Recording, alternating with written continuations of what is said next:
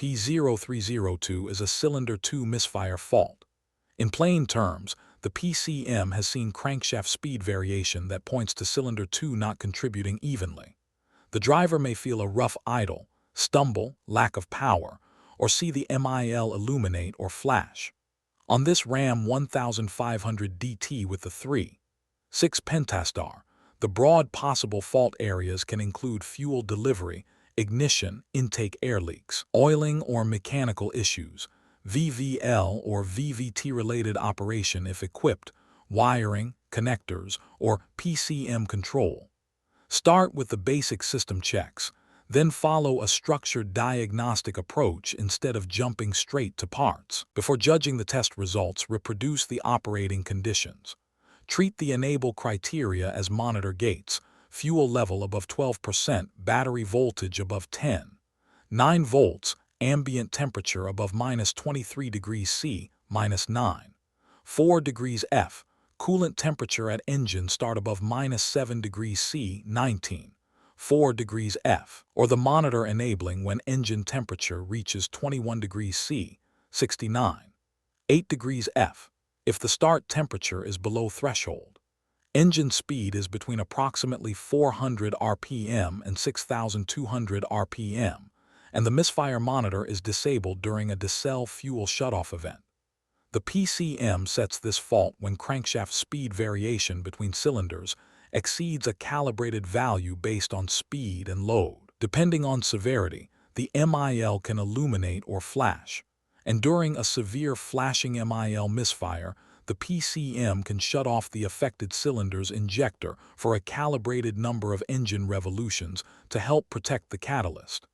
If stop/start is equipped, it is disabled while this fault is active. Turn the ignition on, then read and record all codes and captured operating data. Drive or operate the vehicle under the same captured conditions that were present when the code set. During the road test, pay attention to when the misfire happens, because that detail matters later. Watch the downstream O2 sensors while the misfire is occurring, and use the misfire monitor to confirm which cylinders are counting misfires. If cylinder 2 is showing excessive misfires right now, keep going. If it is not active, treat it as an intermittent condition and do not force the rest of the test path as if the fault is present. Next, look at the recorded codes and any applicable bulletins. If other active or pending faults point toward fuel, ignition, air handling, VVL or VVT operation, handle the applicable diagnostic path first. Those faults can explain the misfire or change the direction of the test. If nothing else is steering the diagnosis, move into the misfire checks. Now do a careful diagnostic inspection.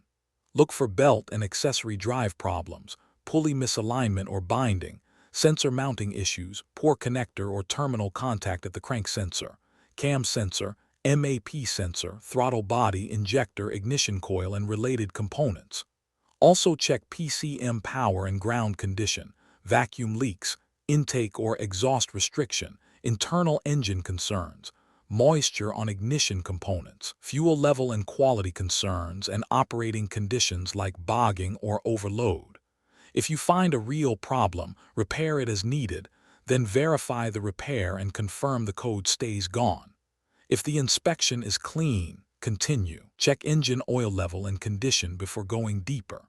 The diagnostic path calls out oiling and mechanical concerns such as mechanical tolerances out of spec, oil pressure out of spec, low oil level, the wrong oil filter, deteriorated or dirty oil, contaminated oil, incorrect viscosity, or aerated oil. If one of those conditions is present, repair the oiling or mechanical issue, then verify the repair and confirm the code stays gone. If not, continue to the intake check. Check the engine and intake manifold for vacuum leaks. If an intake leak is found, repair it and verify the repair. If the intake system checks out, move to fuel quality. Check for water in the fuel, correct fuel type, old or contaminated fuel, and low fuel.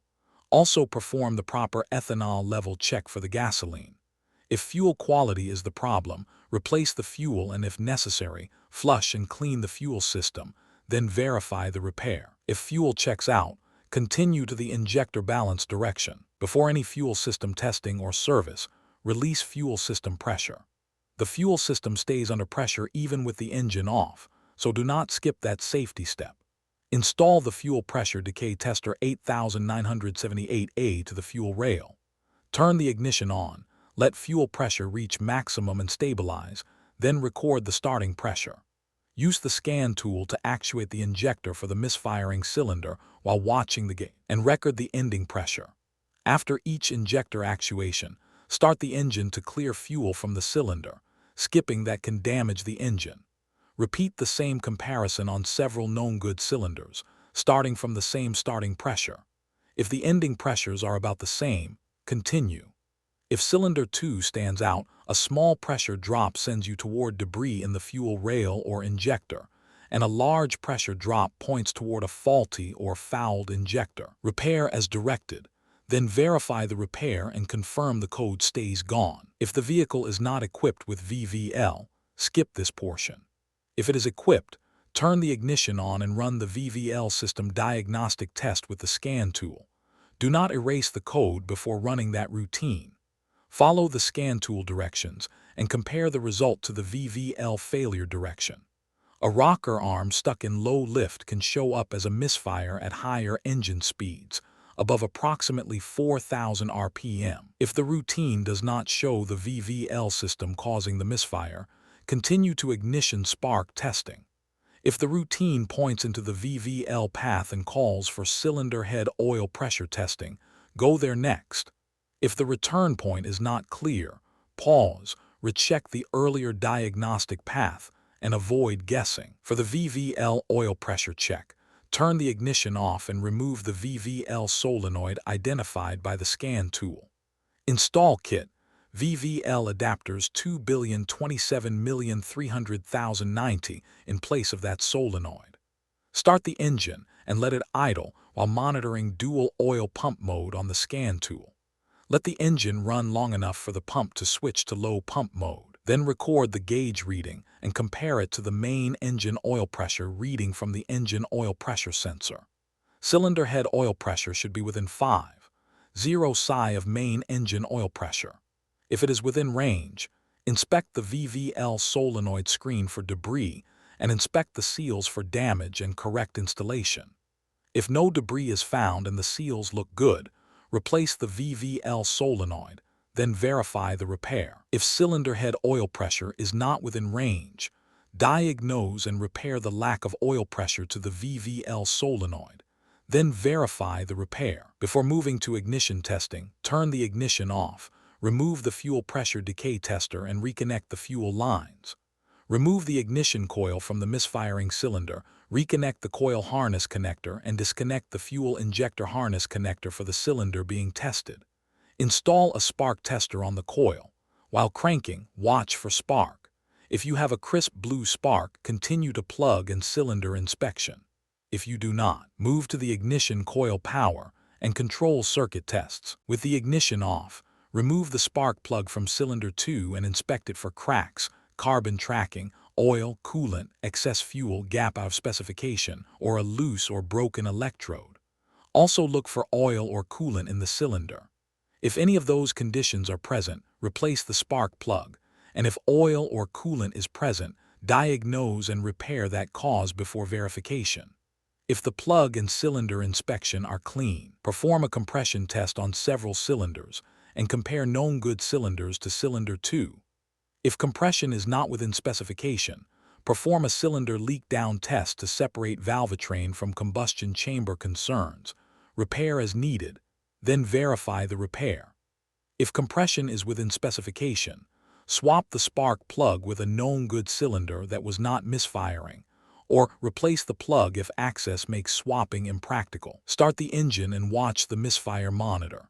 If the misfire follows the plug or the misfire is gone after plug replacement, complete that plug repair and verify the repair.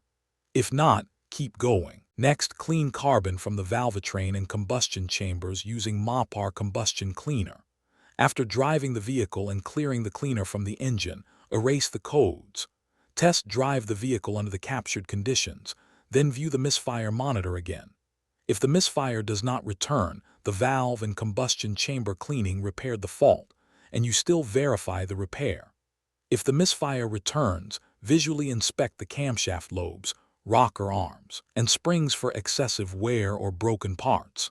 If you find damage or wear, make the appropriate repair and verify it. If no issue is found there, move to the final harness and PCM connection checks. If the earlier spark test did not show a crisp blue spark, check the ASD relay output circuit. Turn the ignition off and disconnect the ignition coil harness connector.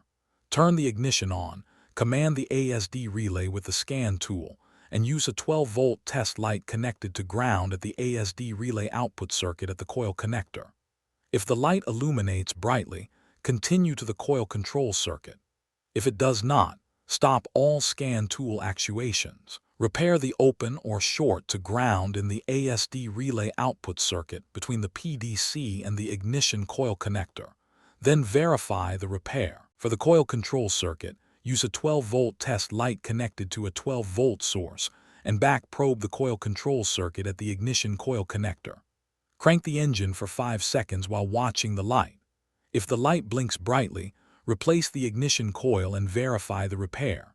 If the light stays on constantly, check the control circuit for a short to ground.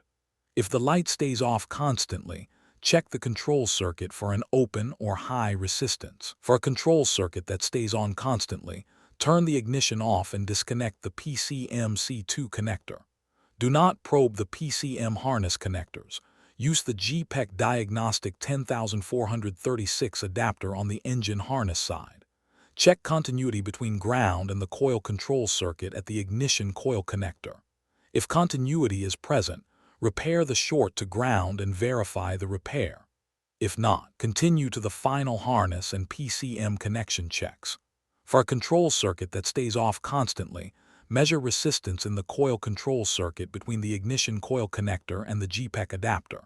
If resistance is below 3.0 ohms, continue to the final harness and PCM connection checks. If it is not below 3.0 ohms, repair the open or high resistance in the coil control circuit, then verify the repair. At the end of the path, inspect the related PCM and component harness connections. Disconnect the PCM connectors, related inline connectors if equipped, and related component connectors. Look closely for connector installation problems, damaged locks, corrosion, water intrusion, seal damage, bent terminals, overheated terminals from poor contact, terminals pushed back in the cavity, spread terminals, and poor terminal tension. Repair anything you find, then reconnect all PCM, inline, and component connectors, and make sure they are fully seated and locked.